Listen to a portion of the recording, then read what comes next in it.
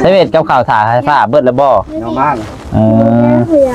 บ่อยากบ่เอ้ยเขินอีกเขินอีกไง ใครเล่นนะไทยนะมึงเขินอีกเขินนี่แหละเห็ดเขินนี่เวลาตกหัวผู้ใหญ่ว่าน่าหักเด้อเวลาตีหัวผู้ใหญ่เดี๋ยวมาอีกแล้วเขาว่าบุญทวีคนใหม่คนเก่ามาบ่ได้สายผ้าเนี่ยอยู่เพื่อนกระดิกผ้ามาลิบเลยฮะไก่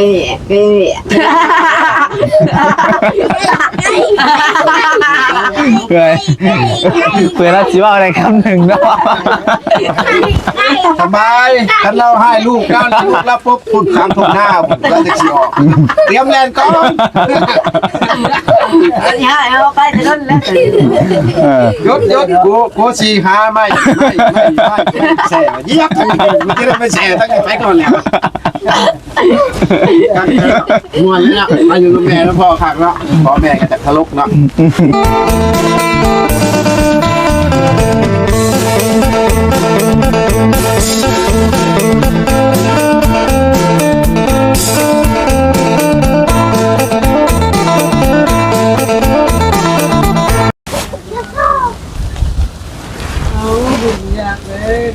เอาพี่น้องเอ้ยเปิดจิบมาตอนนี้ก็ยังอยู่เพื่อนซ่านน้องอึ่งน้องตันพี่น้องเนาะดีว่าทีนี้ทางน้องสายฟ้าเพิ่นฮักมาฮอดเนาะเบิ่งเต้าเบิ่งไปถามเพิ่นก่อนเป็นจังไดมาเห็นพอสร้างบอนเฮ็ดเวียกบุญทวีเนาะมาอยู่พี่เลยบ่คือเชียงสิเมื่อเดี๋ยวมาพี่บ่อยากเมื่อเลยไปจักพี่น้องเนาะเอาทักทายสบายดีเด้อพี่น้องเด้อสบายดีพ่อแม่พี่น้อง FC กันเบิดสุขุสุคนนะพี่น้องเนาะบ่สุของสุบอนบ่สู่ฝั่งลาวฝั่งไทยและก็อยู่ทางต่างประเทศพี่น้องเอ้ยก็พอๆกันกับน้องปัดไส้อีกแล้วพี่น้องเนาะเตือรังคารเพิ่นมุงแล้วพี่น้องตอนนี้เพิ่นกำลังพักพี่น้องพอกินข้าวกินน้ำแล้วพี่น้องเนาะกินข้าวเที่ยงบ่เห็นมันกินนี่มาเบิ่งถึงได้โอ้โตเต็มอยู่นี่บ้านนี้เนาะเต็มอยู่กองกระล่างพี่น้องเอ้ยโอ้มอน่ะเนาะนี่ได้น้องอึ่งน้องตันเห็นแล้วบอกคนดังน่ะแล้วฮะเป็นอะไรตัวจริงคือกันกับในหูบบอกตัวจริงโยมมันจะคืออะไรเนาะนี่คือว่าในหูคือว่านิ่งๆติตัวจริงผลยางได้ปากเป็นเนาะเนี่ยแล้วพ่อเชื่อเลยเดี๋ยวไปใส่ตัวจริงเนาะตัวจริงก็ต้องปากได้เลยแน่เนาะอันแรกก็ยังว่าในหูมันนิ่งๆยังว่านั่งว่ามึงดูตัวจริงผลปากได้มาเฮียกันมึงดูบัดเอาพี่ดูฮะฮะใกล้บ่สร้างพี่ไว้มาพี่นั่งพี่ดูจังจะคุยกันพี่น้องกันเอาดีจังไงพี่ช่างน่ะพี่น้ำมานั่งใกล้บ่สร้างบ่ได้นั่งใกล้เสื้อผ้าดอกมันต้องรวมกันไว้ยากเลยเอาไว้ชวนน้องมาพี่มานั่งใกล้กันพี่แล้วบุกินดอกใส่ผ้าเฮ้ยนี่จะวันไอ้สีลมยังบ่เห็นยังดอกมีเวียกลมทำไมแล้วนี่พระจิเข่าหงเฮียนพระจิบุเขาจะมาเจ้าเข่าเฮียนเก่งเหมือนตัวรถผู้บ่าวเฮียนฉันก็บุเป็นงานก็งานใส่ผ้ามานั่งใกล้พ่อพี่ยังบ่ได้ไอ้นอนมานั่งใกล้ชอบพี่ดูเป็นบุญทวีไปอยู่ในข่อยนี่เลี้ยงกันไก่แทกเม็ดแล้วว่า1 เช่น 2 เช่นโดย10 เช่นให้ได้20 เช่น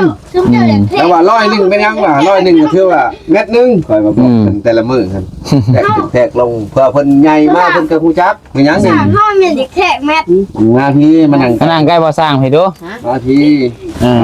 ลงมาไว้ลงมาได้ดีมีแต่อันนั้นเพิ่นก็นี่น่าจะเห็นบ่เถียงนาเพิ่น เจ้าเลือเถียงนาน้อยๆเพิ่นยังได้ลังมักใหญ่ๆเจ้ายังแล้วเลยเพิ่นก็ยังบ่แล้วได้นี่ได้จังมื้อใดเพิ่นสิขึ้นเรือนถามมามื้อใดคืนหยังเนาะจุมเจ้าก็ถามเบิ่งเลย โดย ทวีเพิ่นเทื่อเพิ่นทันเพิ่นก็ได้มามาสร้างก็หลายบ่อนเฮ็ดอันใดนี่ก็พักหน่อยๆก็ลงได้นี่ครับเรื่องพักกระจาดให้มันแล้ว เจ้าว่าเป็นซ้ำกันเลยว่าจะเป็นหมู่กันได้เด้นี่เนาะ แม่นเป็นหมู่ได้ เป็นหมู่ไปหาสู่กันได้เด้นี่ เจ้าเท่าใด13บ่ลูก14บ่ 11เด้ โอ้ท่านชายผ้าอะไรนี่ น้องตันน่ะเท่าไหร่ก็ 10หาใส่ผ้า8 9 สิจะได้ 10แล้วบ่ใส่ผ้าก็เด้เดี๋ยวจะเป็นหมู่กันได้แล้ว ตัวใหญ่ นั่งดีๆพี่ไว้ลุกมาดู ถามมาเบกันได้แล้ว นอนเบิดมือแล้ว ยังไม่ได้เลยนอน เฮ้ยนอนเป็นทิศแล้วนอนนะ โอ้ย สบายเป็นทิศแล้วมาพี่บัดนี้พามาหาบ่สร้างแล้วก็มานั่งลิ้นน้ำกันในกลัวเมื่อบ่สะปะ ยังไม่ บ่มานั่งเลยก็เมื่อสะปะ แม่ว่าออกเมื่อ มันไม่บีก็ต้องไม่ทำไม เอาก็เมื่อบ่มานั่งลิ้นน้ำหมูก็เมื่อแล้วซะเนาะ มีพาเมื่อแล้ว หมู่ไปนั่งน้ำบัดรถนอนมอง เพราะนั้นว่าจะมาลิ้นน้ำหมู เห็นบ่ฟังบ่สั่งสิเว้านี่มาพี่ก่อนฟังความพอก่อนมานี่ไปหั่นมาเฮ็ดเรือนอยู่พี่หั่นเพิ่นหั่นนึ่งข้าวเฮ็ดกินสุพอกิน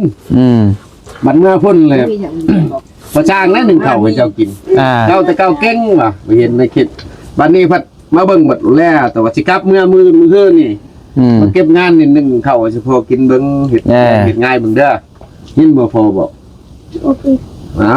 ผู้เป็นไม่ก็เห็นอยู่มันกำลังถ้วยแข็งแกร่งเจ้าหันยันมักอยู่ผู้เดียวว่าบุญทวีไปนำนะบ้านนี้ไหนไปนำตลอดได้ แล้วว่าสิเติมนิดเป็นเดือนให้ก็บ่เติมแล้วลิ้นโทรศัพท์ แอน ก็บ่เติมให้แล้วบ่ฟังความอีกเด้นี่กะ บอกว่าฟังแล้วเห็นมันน้องๆพ่อแม่บ่ได้อยู่แล้วนี่งานพวกนี้เพิ่นมอบงานการกินแรงง่ายเพิ่นก็ฮู้จักสมน้อยอยู่เพิ่นก็โอเคอยู่ แม่น กปกติดอกผู้หญิงกับผู้ชายคือว่า โดย เพิ่นก็น้ำพ่อแม่มันก็สิอยู่น้ำพ่อแม่ก็สิแนวนึงก็ยิงแต่ทุกเพิ่นก็ตามใจเพิ่นบัดได้ก็ได้นั่นแหละ นึงหอมคิวเห็น ก็บอกบ่ได้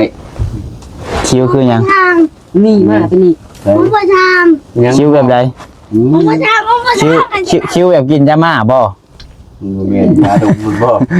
ว่าก่อนฮะไอ้ทาน้ำมันทาผิวของแม่ กินอะไรมาดมเบิ่งในแค่หน้านี่แม่นบ่นี่มาดมเบิ่งดูมาดมเบิ่งนี่แบบนี้บ่กินเดียวกันบ่ก็เรากินก็เรากินเอาอัน แล้วมันมีแต่กินอึ่งสิห้องแล้วหน่อยเอาคนเจ้าว้ายอึ่งมันพุ่นสิตกอย่าเชื่อหาเลยเอาแล้วบาด มาทางนี้ว่ะคือมาทางนี้แหละ หน้าทางนั้นเป็นสายผ้าตดบ่ เฮ็ดคือหมู่บุญทวีได้เนาะ ได้ บาปน้ำ3มื้อบ่บุญทวีก็บาปน้ำว้ายเจ้ามันสิกินอะไรมันกินมันยังแน่ตัววะตักแล้วตักเครื่องอาบน้ำแล้วบ่ หมู่บ่อาบก็บ่อาบน้ำหมู่ บ่แล้ว โอ้ยขากแล้วซะเนาะ เป็นทิศช่องทิศย่อ เยอะ บน ไม่ กับ เอา บน เยอะอันนี้ที่เอา สักเดือน ยินส่งไปกี่ผ้า เดี๋ยวแล้วมาหา อาบ กัน เล่นน้ำ เดี๋ยวแล้วมาหากันพอจังว่าอยู่ไผอยู่มันจ้า น่ะ หยอกกันหยอกกันนะรอให้ดีนะให้ก้อย ตีว่าให้ตี และกันจะอยู่นำกันแหละกันเนาะ โอ้ยหากั ให้ น ถามด้วยดิผู้จักชื่อกันแล้วบ่สายผ้า ดูชื่อมันเลยไผเป็นผู้อื่นไผเป็นผู้ตัด เอาถามมึงเจ้าเนาะ ถ้าถามแล้วเบิ่งดูนี่ คือว่าเจ้ากล้าถามนี่ถือว่าเจ้าตอนนั้นน่ะเข้าโรงเรียนก็ได้แต่ว่าจะขี่รถถีบมาหาพ่อป่ะ อย่า คือบ่ขี่ ครับ จริง เอลทีเอลภาษาเอามาแปล เขาขายให้เวียดแล้วเขาบ่ได้เอามาแปลงหรอกเขาขายให้เวียดเรียบร้อย พี่ได้เลยเนาะ เท่เลยเนาะ บ่อยขี้แล้ว ก็ยังขี่รถชันในบัดนี้มันยากขี่รถชันมาสบายเรื่องก็ยังมือเงาหลอก ที่อยากเพื่อที่ ยังก็ยังข่อยก็ยังโอ้ย ที่อยากเพื่อเจ้า โอ้ยกระลัดไปนี่คนบ้านกึมนี่มีหดทางกระลัดไปเป็นอยู่เจ้าเคยบ่หยังเจ้าย่างฮดมันยังฟังงานน้ำตาลยังย่างบ่ได้ไกลได้ไกล เดี๋ยวโทรศัพท์เลยฮะ เย็บรถไปซักเอา หันเป็นแค่ห่วงเนาะก็จะเป็นแม่กับลูกกันเนาะคุณก็บ่ได้โทรศัพท์ โอ้ พอดีเลยเงาบ่มือนำกันเอ้ามือก็นอนอยู่พุ่นแล้วอยู่พุ่นเลยสบาย มานอนพี่บ่มื้อแรงนี่ เมื่อแล้ว เมื่อบ่ เคยอยู่ เอาจะนอนพี่ มอลี่ ยังบ่เรื่องมือซื้อนี่เนาะคันเรื่องมือนี่ย่านนั่นต้องการเครียดได้ครับ การ เอาการเครียดเท่านี้ได้กินมื้อเช้านี่ คันเรื่องมือนี่เฮาบ่อยากเมื่อ การเที่ยวนี่ บุญทวียังเฮาบ่อยากเมื่อเลยบุญทวีก็เนาะเมื่อบ่บุญทวีฮะบุญทวียังเปรียบเมื่อฮอดไก่เฮือนเอาติดหมู่เลยติดหมู่ก็ติดผู้สาว มันจะไปหลินบุญ ไปลิ้นบุญไส กันนะเทก เอามีบุญบ่ นี่บุญ โอ้แท้นเนาะโอ้ไอ้นี่ขึ้นบุญศีลนี่บุญยังอ่ะน่ะ เอาเงินเอาไปสั่งเลย บุญยัง บุญยังบุ เอ้า มันของเขา จะมี มันของเขาก็จะแม่บุญลมบางอย่างเลยค่ะจะสิแม่บุญน้ำแพกบ่ บุญนมบางอย่างบุญยังบุญนมบางอย่าง บุญของเขาเพชรยังเพิ่นมานั่นพระบ่ แล้วก็ชิเมื่อคือกัน วันนี้ละเมื่อเอาเงินอยู่พุ่นละ เมื่อแรงเงินในหายแสนปลายมือแสน เมื่อ หา นะเขาผ่านน้ำไม่ชุก50เขาไปซื้อบัตรแล้วพอดีเติมน้ำมันวัน30ยังเหลือ60ยังเหลือ110เสียไปลินน้องย่างกูแล้วค่ะมีหมูเลยอยู่อะไรแล้ว และมลินบ้านเอื้องเป็นช้างหมูมีบ่บ่มา โอ้ย บ่มากบ่มากบ่มาก แอนเดอร์บ่มา ว่าข้างมาจากเมื่อแล้วว่าคิดว่าสินี้เนี่ยมันแพกบ่ได้จังหวะบ่คืออ้ายอีกมาแต่ว่าเฮาบ่มักคนอีกน้ำหมู่ผู้หญิงบ่แล้วเขาด่าเต็มปื้อ บ่จะเป็นเล็กๆอะไร มันเป็นได้เหรอ เมื่อกี้เนาะเมื่อกี้เอาพวกนี้หมูยิงเขาไปลินนะ มันนี่ลิ้นเกมเหมือนกัน อันนี้เดี๋ยวไปทำกันต้อยๆกับหมู่ผู้หญิงการคบการเกลียดกันไปทำกันกันไปบ้านนั่นน้องกันยังก็น้องอูน้องอีก็ไปกับน้องกิ๊ก ก็ไปหนุ่มติ๊กนอน ฮะ นอนพักผ่อน เกม เกมซ้อนเกม ชอนไว้ เงินช้อน บอ บ่ ลินเกม อันนี้ก็ใช่ การเขียดกับบ่ไป อ่า อยู่พี่ไปก้านได้พอได้กินน้ำไปก้านทางไหนบ่แม่นบ่น้องลงทุนบ่คืน โอ้ยหูกวัดบ้านหูตาผ่าไปไม่ใช่ว่าเกมย่านหรือจ้ำงูแล้วอีก จากต้นไป ไป8คนบ่ น่า 8ได้ 7คน 8 ว้าวนักคุยว่ะ น่า 8ได้นี่ เห็นมาน้องว่านับคู่แล้ว ซองเลยจ้ะ น้องพาแฝดนะเด้ซ้ำกันเลยกับสายฟ้าพาแฝดนะ98แม่นบ่โอโต้ซ้ำกันเนาะ9ปีบ่ล้านจ้ะฮะ8คือ9 ไล่ไม่ได้สิ 9เนาะ ไล่ไม่ได้สิ คันสายฟ้าเจออัน ไล่เบิด น้องบุญมีบุญมาหาจันอายุ ไปมื้อนานอนหนาวมื้อหนาวมื้อไปธรรมชาติคุณมันทำไว้คุณนึงเข้ากระเป๋าคุณนึงแล้วแก้เสื้อหักนกนอนเอาหัวซักลงตัวแนมเบิ่งเรียกลำหมอก เขาให้แรงก็ดีได้ใส่มือเขามาเอาดีสะพายเขาก็งูขึ้น นุ่มนอนในกระเป๋าเห็นแต่ขาคอหูจักแล้วหมอนเข้ากระเป๋าเหลืองของพ่อเอาไว้เห็นแต่ขาเขาเห็นกระจูดคือกระเป๋าหมดมันหมอใส่ชาตินี่ก็มาเลยปุ๊บไปมอนี่โอ้โหแบบ มุทวีนะ บ่เล็กน้อยชุ่มเขานอนเผาเครื่องเนี่ยก่อน อูอีอาพวกกันนะ ประชาแล้วไปทิ้งไพ่เขาไปแล้วเขามาดินแล้วไพ่เลนขึ้น ดินน้ำพอเขาน้ำกิ๊กนั่นแหละเอาไปเลยเขาไปข้าวเดียวมานอนเผามาแบบพูดนั้นลูกกูผิดมันแก้เสือป้าก็ชิหนาวอยู่บึงมาก็ลูกพูดนั้นไปมองแต่กระเป๋าก็ไปถือกระเป๋าลูกกระเป๋าจะล้มคนละถอดกระเป๋าออกไปไม่ยังเห็นมดอยู่ชัดนั่งไฟขึ้นอ้าวมันยังมองบึงตีนก็บ่เห็นหัวก็บ่เห็นมือชาติว่าเป็นคนเลยลูกกูผิดได้เราอย่าตัว เล็กน้อยนะตัวได้หัวต้องคอยอยู่ได้กันยืนคอยดนดูเขาเว้ากันงั้น โอ้ เว้าคือว่าตลกเคลื่อนมือเขาทำมาแล้วมอนะก็ หมอผู้ถามมาแล้วนอน บ่อาบ่อา ซื้อยังมาซื้อยังซื้อมาได้ไปใส่ทางตอบมาเลยว่า แล้วก็มีบาลีมาให้กับพากับใส่หมอเต็มหมอแล้วว่าจะพากินน้ำกันทั้งแหละพอดีรถมาแล้วก็ยกเช้าเรียบร้อยเลยก็พอดี กินซ้ำ บ่ได้กินแล้วก็จัดให้น้องๆน้ำนั่นแหละ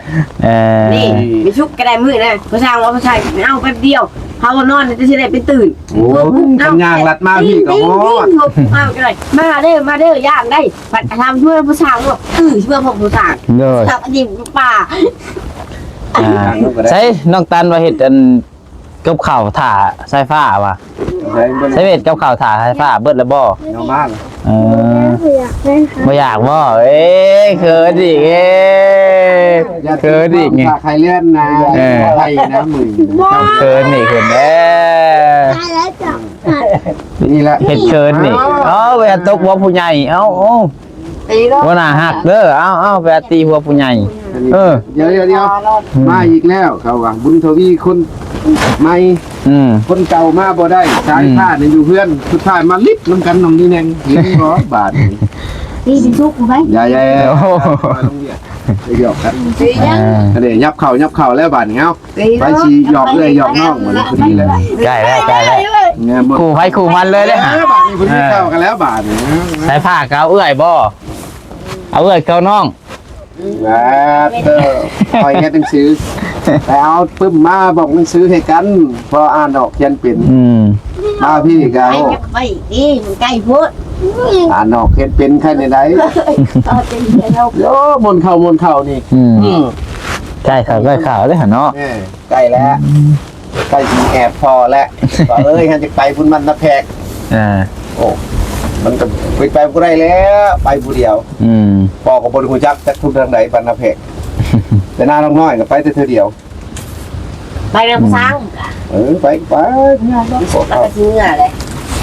เขาช่างคุณแล้วชุกเมื่อกับไผเมื่อนอนจูเสื้อผ้าผู้บ่เมื่อนเราบอกก็เมื่อเฮือนก่อนแล้วเมื่อเผาไก่เราเบิดเลยไก่เบิดเลยจะคู่ว่าไก่เราเบิดเขาบอกคือกันแล้วเจ้ายังมาเจ้ายังเกลือคู่มือมาคอยชามโตกับกินใช้จะเป็นตายได้ดีได้ติโอ้โหหาหลอกใจทางเลยเนี่ยปั้นเข่าเพิ่นวางไว้เหลือเพิ่นวางแล้วก็มันก็ได้กินแม่เจ้าละเนี่ยฮะไก่เพ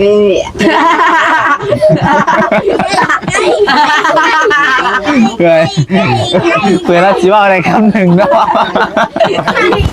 สบายถ้าเราให้ลูกก้าวลูกแล้วปุ๊บพูดคำถูกหน้าเราจะชี้ออกเตรียมแลนก่อนเอาไปจะนั่นแล้วยศกูชีหาไม่แช่เยียบทั้งนี้มันจะได้ไม่แช่ตั้งแต่ไปก่อนแล้ว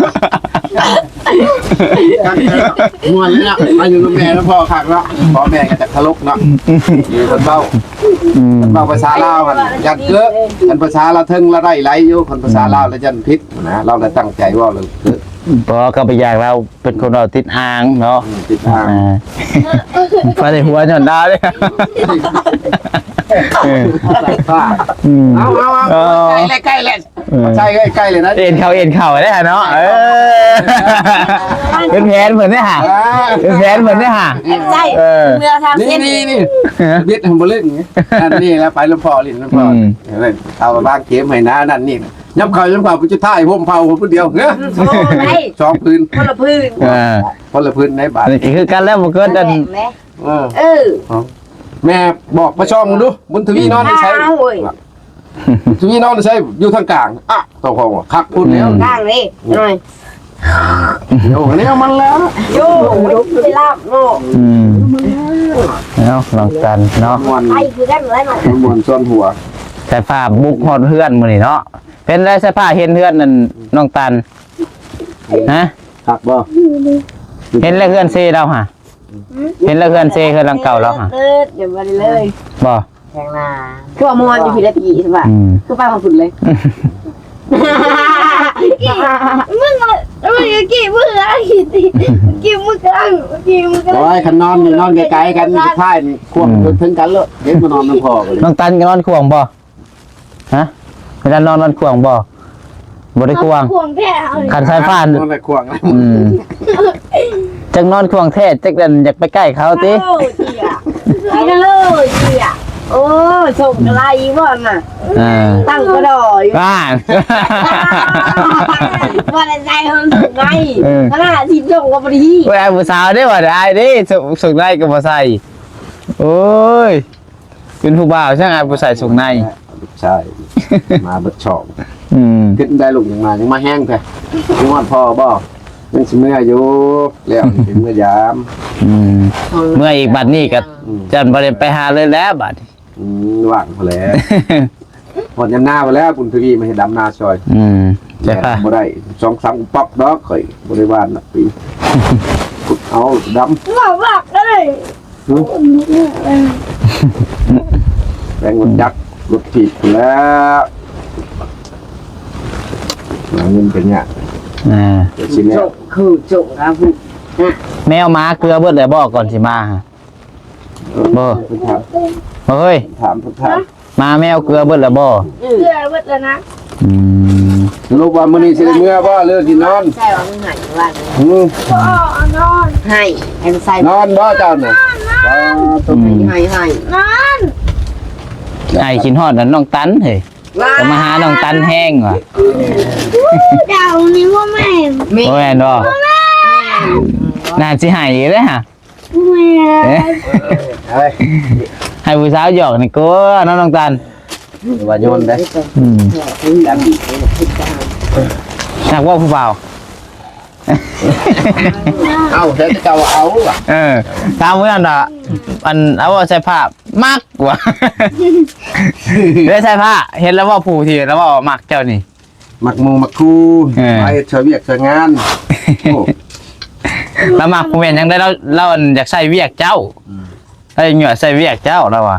บริเวณมักแบบมันผู้บ่าวผู้สาวได้นอนเลยพี่น้องเนาะบ่สนใจเห็น ผู้ชงเหี้ย เอาให้เพิ่นพักผ่อนก่อนทราบอันพี่น้องเนาะถือว่ามาฮอดแล้วใส่ปากก็ได้ลื่นผู้แลเพิ่นลื่นกันผู้แลพี่น้องเอ้ยคันมาดูๆกัน มันก็ยังมันเลยเนาะ แล้วยังเคินกันอยู่ต่างคนต่างเคินบ่ได้ว่าแต่เพิ่นดอกพี่น้องเอ้ยคันผู้ใหญ่ก็แบบเพิ่นแบบอายุซ้ำๆกันแน่ก็เคินคือกันเนาะให้เพิ่นพักผ่อนซะพี่น้องเนาะเดี๋ยวหลวงพ่อไส้ก็สิได้ไปเวียกไปงานต่อก่อนบัด ไอ้ นี้ นี่สิเมื่อ แต่ป้าใช้ผ้าอยู่กับน้องตาลจัก3มื้อนี่เดี๋ยวสิมื้อนอนให้ดอกอยู่เฮือนสิมื้อนอนเผาให้ นั่นเบาแก้วนอนรับเฉยเนาะ ไม่ได้ไปเก็บเลยนอนน้ำ ยาก คันถ้ามื้อนอนนี่ต้องได้บ่นอนบ่อนใช้ผ้าได้ขี้ดิน มันขึ้นมือนะ เลย บ่ได้ว่าแต่ขี้ดินดอกมีเอาขี้ไก่ ว่าไก่เขาไปนอนนำ โอ้ย บอกได้ไม่เอาแล้ว ดึงแง่สิบตรงนะ เล่นเหมือนตั้งก็รออยู่ทำจนฮุด ว้าว อยู่ห้าม ว่า ก็ กัน ได้ บอกไปซื่อแล้วเจ้า มึงมาเสือกเรียวมึงไม่หัน น้องตันเบิ่งแล้วเดี๋ยวเอา ทำกิจสนุกก็อย่างนี้แหละ โอ้ยเสียแล้วน่ะเนาะไปก่อนค่อยพักผ่อนซะเด้อพี่น้องเนาะไปพี่น้องเนาะเดี๋ยวน้องบ่ใส่เซขอเดินทางก่อนพี่น้องเลยว่าไปพุ่นแหละไปเวียกต่อก่อนพี่น้องเลยแต่ว่าคลิปนี้ก็บ่ได้มีหยังหลายพี่น้องเนาะมาเบิ่งใส่ผ้าเพิ่นมาหาหมู่มาลิ้นน้ำอ้ายเพิ่นพี่น้องเลยเว้ามั่วโฮมวนกันเนาะอยู่ดีมีแห้งบ่สุขุสุคนเด้อพี่น้องเด้อผิดพลาดประการใดก็ขอโทษขออภัยนำไม่หลายดีมีแห้งสุขมันร่ำรวยสำหรับคลิปนี้ขอลำลาก่อนแล้วขอกล่าวคำว่าสบายดี